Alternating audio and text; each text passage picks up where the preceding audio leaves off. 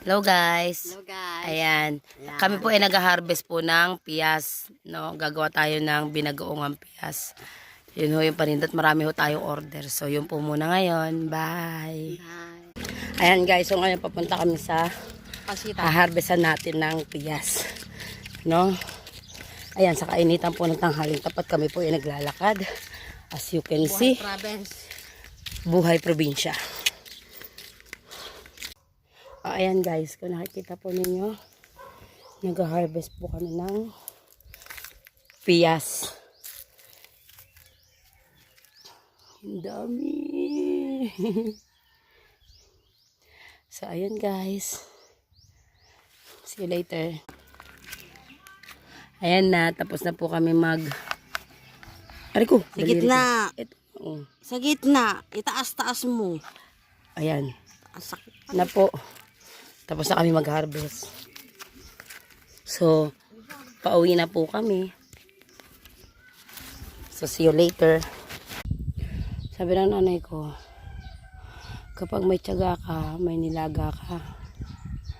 Pag masikap ka, at may diskarte, kahit gaano kahirap, mabubuhay ka.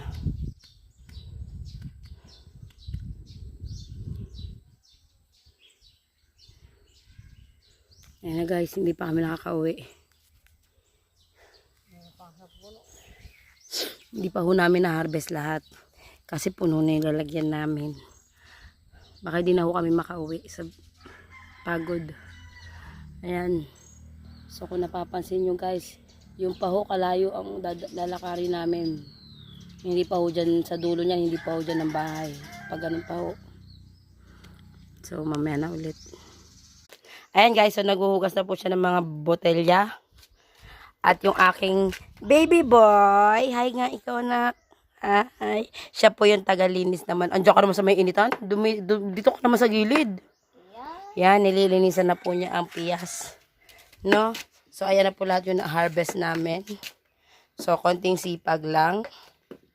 Yan. Huhugasan pa po natin yan bago po yan hiwa-hiwain ng maliliit. No? At pipiliin ko pa po yan mamaya. So, kita-kits mamaya.